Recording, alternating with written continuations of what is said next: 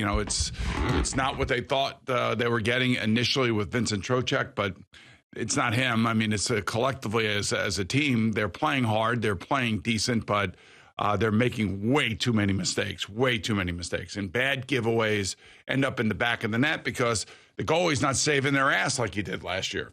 So the Devils, give them a lot of credit. Their top draft choices look like top draft choices, and our top draft choices look like they're skating in mud against them. So, last night was a very, very disappointing game. Very disappointing. I mean, the performance was not there, and anybody who thinks that, hey, they almost came back in the third period, there was effort there. There should be effort every freaking game, and there should be effort every single period. And you can't lose board battles, and you can't be soft in the corners. And unfortunately, for the Rangers right now, that's where they are. So, yeah, I'm disappointed this morning. I'm a little pissed off, actually. Really? Yeah, I am. Is that all right? Well, yeah, it's fine. Yeah. Okay. Well, that's my soliloquy on the Rangers. For all of a sudden now, my all-world goalie can't stop a backhand to save his life. And, a couple teams have come in here, Boston, the Islanders, and the New Jersey Devils, and have won on home ice against the New York Rangers, who have basically lost whatever edge they're supposed to have coming into the season. And that's why I always say, stop reading the headlines. It's nice that somebody's named captain, and it's great everybody's got great relationships, and we're all going to have, a kumbaya moment. We're going to have team meetings. But when you get your ass handed to you on your own ice, especially by your rivals in this area, it's not good. It's not good. Not a good situation. No, you got to lead against the Islanders, you lose that lead. You got to lead against the Devils, you lose that lead. You get shut out by the Islanders, the Devils outwork you, outcheck you. Your goalie is like doing things that he hasn't done before. He's in a slump. I mean, it is what it is. The one thing is that they still have a long way to go, and they can get this thing straightened out. But it's, Wayne Gretzky and Mark Messier ain't coming through that door anytime soon. That's what they say. That's I've heard. Yeah, I don't know what Rob Sala is doing. I don't know why he would even say that. I mean, here you got this guy, Mike White, who's basically saving everybody's ass over there and doing exactly what you want him to do. And he deserves every opportunity. Now, I did this Monday QB yesterday on CBS Sports Network, and interesting talking to, Rich Gannon, who I respect and I admire. Love Rich Gannon. Right, and I admire him because he doesn't hold anything back. He'll tell you exactly what he feels. He's like, you went down this road last year with this guy, and you remember what happened. And I'm like, yeah, I know. I understand. I said, I feel like it's deja vu. What does he mean by that? That he got hurt and then had a terrible game against the Bills with a miserable team around him? Well, of course, he goes, you saw what happened. And, and I'm like, well, this is a better team this year. He played a confident, really a terrific game under the circumstances. Now, we all gave Mike White an A+ for his performance. We all thought that it was really exactly what the Jets needed, and we support him 100%. But it's also like he is a guy that is, he's a backup for a reason. And now he has a chance to create an opportunity for his career. He has that chance at the age of 27. It's finally come to him. And if he is able to do some things here in the next 4 weeks against the teams that they play and lead this team to the playoffs, he is going to put the Jets in what I would like to think is in the exact position they want to be in, to have to make a decision as to whether or not to give him a long-term contract. So for people who missed it yesterday when Rob Sala was asked about if Mike White was going to be the quarterback for the rest of the year and was he confident in naming him the quarterback for the rest of the year, he goes, no, there's still some stuff that we want to see from Zach, and when Zach's ready to roll, he's going to roll. So, I mean, there's no reason to protect Zach Wilson anymore. There's nothing that Rob Sala is going to do that's going to either keep Zach Wilson in or send Zach Wilson more out. That is all on Zach Wilson. That's it. There shouldn't be a thing that the coach says, the teammates say, his inner circle says. It's all up to Zach Wilson. So the protecting of him at this point, to me, is ridiculous. I mean, Rob Sala needs to worry about one thing and one thing only, getting this team to the playoffs. That's his job.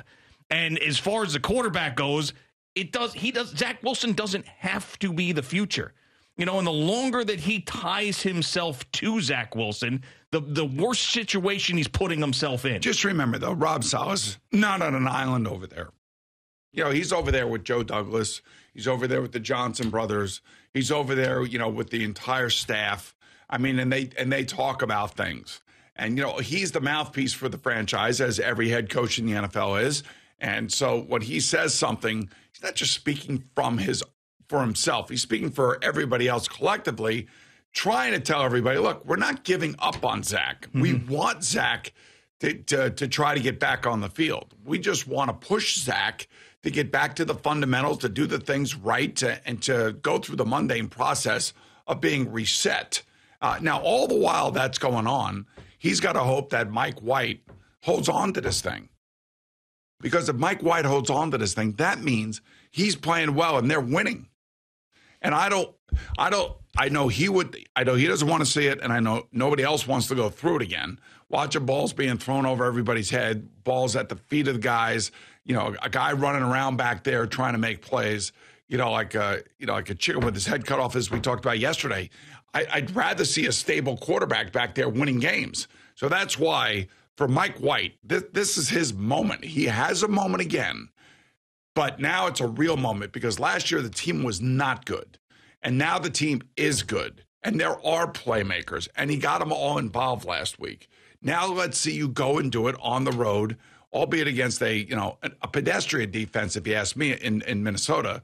But a team on the offensive side of the ball that is going to put up points. Yeah. So that changes the dynamic of the game as opposed to playing the Bears, who are very, they're not going to score a lot of points. Yeah, I mean, the Vikings have their flaws. We've talked about it, but they are 9-2, and two of the teams that they lost to are two of the better teams in the conference, in the Eagles and the Cowboys. So they do find ways to win seemingly every week. But, if Mike White and Zach Wilson's resumes were split, you would never see Zach Wilson again.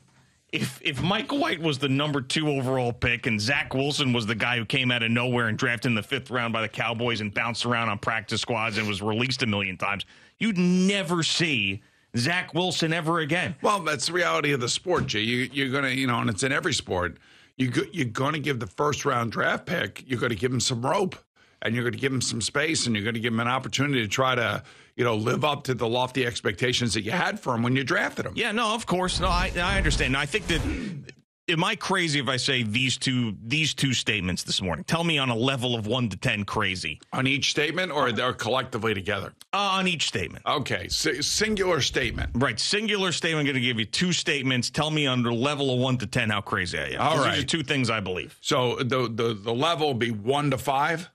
Or 1 to 10, either way. All right, 10 being the craziest? 10 being the craziest. All right, so let's go with the first statement. All right. Zach Wilson will never start another game for the Jets. All right, that's a 9. A 9 on the crazy level? That's a 9 on the crazy level. Wow, really? Yeah. Well, tell me why. He's the 2nd overall pick in the draft. That's why.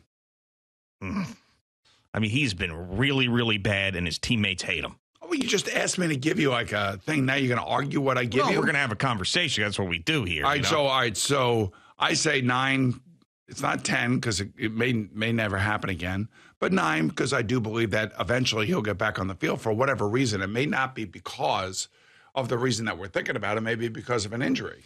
Yeah, I think the reason why, and I do believe Mike White's going to play well the rest of the year, and I do think that the Jets will end up in the playoffs, and he's going to be a big part of it. But just hearing the stuff out of the locker room last year and this year, and the difference of the way the team talks about Mike White to Zach Wilson, Garrett Wilson not being afraid to say there's a lot of stuff going on behind the scenes, and Elijah Moore being so happy when Mike White is benched, and Elijah Moore putting stuff up on Twitter and Instagram, and guys liking tweets slamming Zach Wilson. When Zach Wilson was benched. Not right, Mike White. I mean, think about all that stuff. It's going to be that is a big hill to climb for a guy who has played that poorly. So that's where the basis of that opinion comes from. All right, so that's I gave you a 9. 9 You're on the going to say meter. probably like a 3 or 2 for you. Well, it's what I believe. So to me, yeah, I think it's right around a 0 or a 1, quite frankly, because it's what I believe. Okay. I don't think he's going to play another game. I don't think he's going to start another game for the Jets unless we're talking injury stuff, which is kind of adds a different caveat.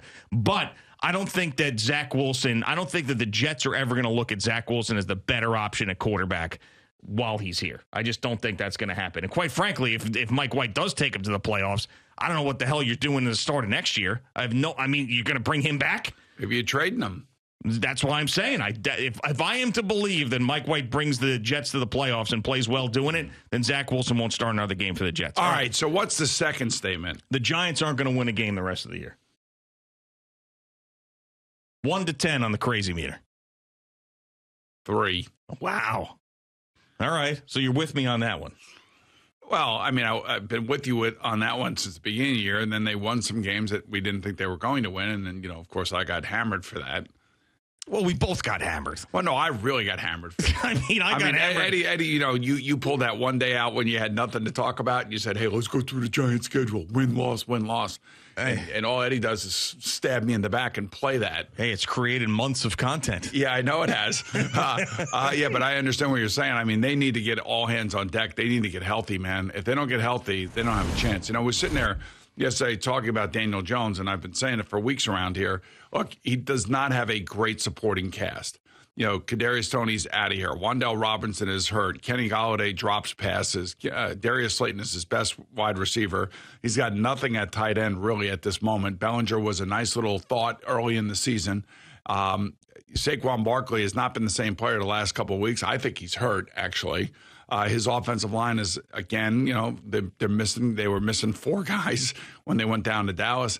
I mean, he's out there on an island, literally on it by himself on offense.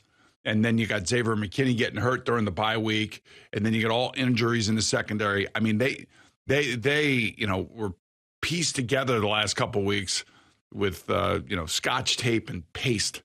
And I was just thinking about Daniel Jones and how hard it is for him to be successful. And I hope they recognize that over there.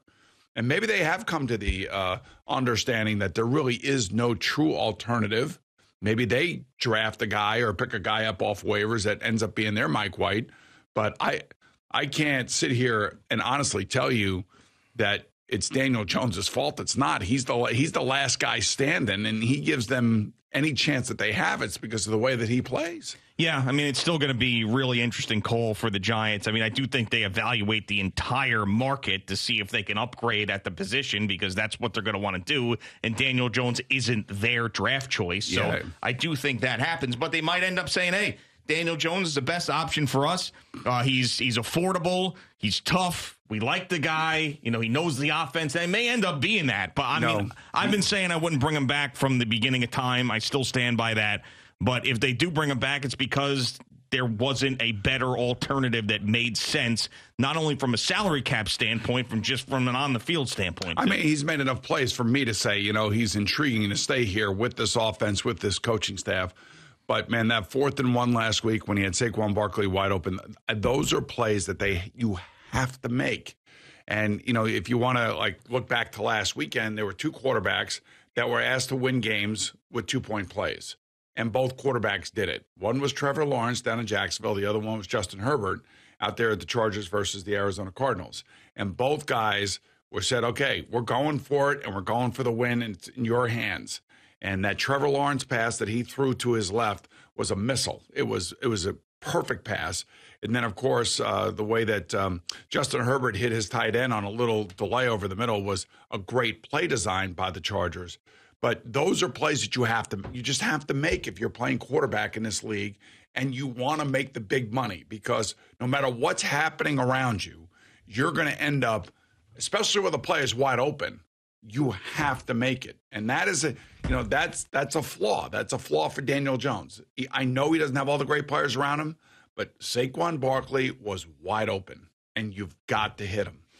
Yeah, I think that the way the rest of this season goes is really going to determine what they think about him long term. If they end up losing every single game the rest of the way, and they'll blow everything up. They'll have to. Right. So I mean, that's why people talking about Daniel Jones extensions in the middle of the year and Saquon Barkley extensions during the bye week. It's like, let's get to the end of the year and see exactly who they are. Well, that's why you got to get through 17 games, and it's a long season, man. And there's certain teams right now that are surging. And I would say one of those teams who has the best record since whatever it is, week 6 or whatever, is the Washington Commanders.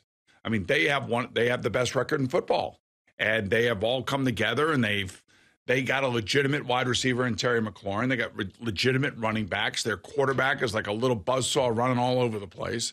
And you know what? They reflect their coach again. So the Giants have 4 games against one of the hottest teams in football in the Commanders, and the team with the best record in football in the Philadelphia And then Eagles. The Commanders again. Well, that's what I'm saying. 4 games. So between the Eagles and the Commanders, The Giants have 4 games against the Commanders, which are the hottest team in football, and then the Eagles, who have the best record in football. Since week 6 of the NFL season, the Washington Commanders, both really defensively more than offensively, but offensively have made plays. You know, they're 6-1. That's ranked first in the NFL. They rank first in the NFL with 13 takeaways. They only give up 284 yards on defense. And they only give up 15 points on defense. And Chase Young, I think, is going to come back finally this week. All right, so you take those numbers, and then you take the Giants' putrid offensive numbers, and you put them together. What do you got? A couple losses, potentially. You got like a 2017 game. Yeah. One way or the other. All right. But the Giants, if they lose this game, unfortunately, every game means everything to everybody, and you never know how the last few games of the season are going to turn out and how teams are going to play it. But if they lose this game, then I think their season is in deep, deep doo-doo. Boomer and Gio on the Fan and CBS Sports Network. You know what I wanted to say? Yes, of course. I know. Deep doo-doo.